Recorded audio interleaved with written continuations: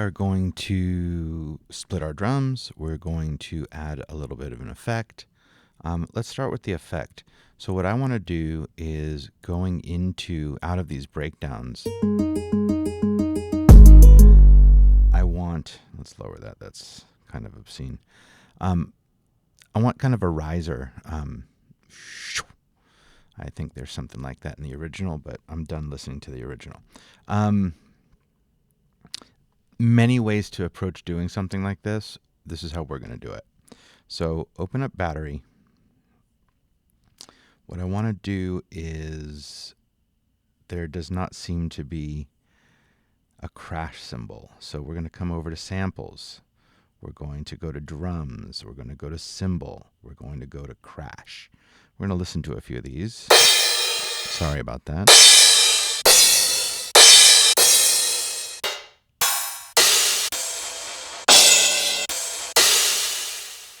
I'll use this one. I want something softer, and I don't want to go through everything. This one will be, I think it'll work. And I'm going to drop it on a cell that I'm not using. I don't like that it's chopping off, but this is a way to deal with a problem. So I'm going to need to just hold that note. Okay, so that is B1. Not totally in love with that sound, but I want to get this done. Okay, so I'm opening up my drum track, and somewhere outside of the actual beat that I have, I'm going to go up to B1, which is actually here. I'm going to draw in a note. So you see how it's short and it's cut off? If I drag it out, that'll work, okay? So that's all. I just want to have that note in there. I'm going to zoom in here, place my cursor, and cut it, Command E, so I have this separate piece. I'm going to make a new stereo audio track, which I'm going to call Swoosh. Why not? And because I had drums highlighted, it got made right below it. If you don't have that, just be aware that you can drag these things up by their names. What is this one?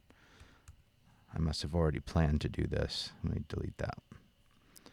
All right, so now that I have an audio track, I'm able to literally, with my grabber, just drag this piece of MIDI down to the next track, and it gets converted to audio. I'm going to highlight my MIDI clip and delete it because I don't want that that symbol. And then I can trim this back to look nice and clean. Hey, what happened there? I don't like that. Something happened. There we go. Different way, different way. Not going to lose. All right, so I'm going to move this over here. So what I'm hoping to do is get this to build up into the drum beat. So the way that I'm choosing to do this today, is to take this audio and we're going to reverse it. So how we can do that is to go up here to Audio Suite. So it does need to be highlighted. Audio Suite is a series of non-real-time plugins, effects. So these actually process the audio. They make a new version of that audio in your clip list. We haven't really talked about the clip list, but just know that you are kind of tweaking the audio instead of having something happen in real time. So we're going to go to Audio Suite and Other, Reverse, and we're going to hit Render. And you can see that it kind of switched the audio around. Okay, I already like it. I'm happy with it. But I'm going to, because I have my Smart tool engaged, and when I come to the upper left-hand corner, I get a Fade In tool.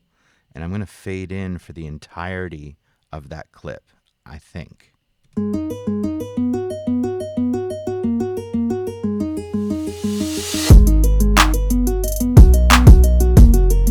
Okay, kind of dig it. Maybe a little long.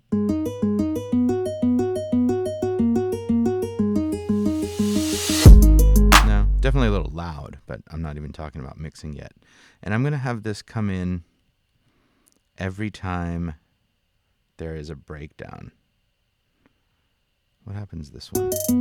I need to listen to the original. Don't let nobody tell you different, daddy love you. Let's go. Yeah, it's there. So we'll do that one as well.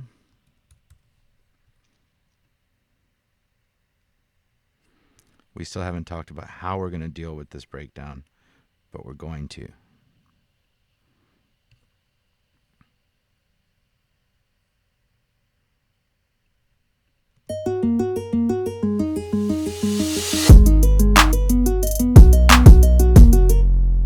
And I think one more time, assuming that it happens there as well.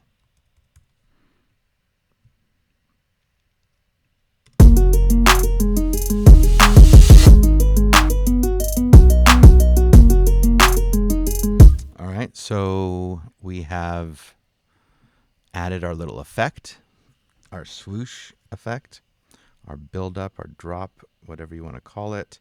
Why does this one look weird to me right now? That's fine. Separating the drums. So let's see. We have one kick, we have clap, we have snare that we added, and we have hi-hat. So we need a total of 4 tracks. So I'm going to go ahead and make 3 more stereo instrument tracks, not MIDI tracks. I'm going to change my names to kick. I'm going to make this one clap because that is take our main snare, and then hi-hat. I'm going to go into contact. I'm going to start right-clicking or control-clicking. So my kick is going to go out, output 1 and 2. My clap is going to go out 3 and 4. My snare, which is it's a little backwards, but it's okay. Because I'm in my mix mode, I don't need to really worry about where these are anymore. I'm not adding any more notes. And this lighter one is the one that I used, 7 and 8. Close that out. Okay, I'm not going to do anything to the kick track. It remains no input. The host of battery is output 1 and 2. So this one's going to become battery 3-4. I already did that. Battery 5-6. And battery 7-8. That was a sight, wasn't it?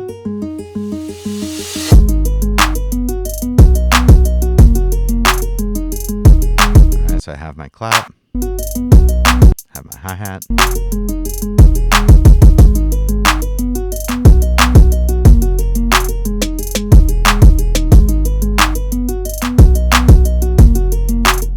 Alright, so I separated my drums.